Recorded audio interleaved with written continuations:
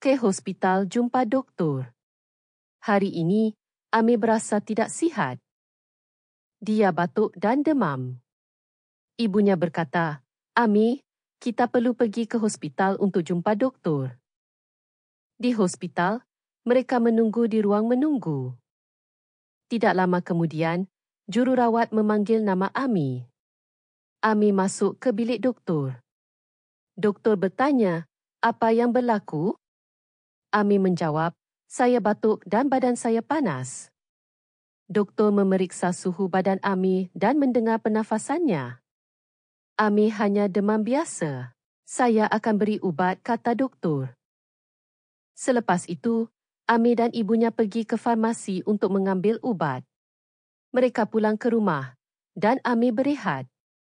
Ibunya berkata, minum ubat dan rehat. Ami, kamu akan cepat sembuh.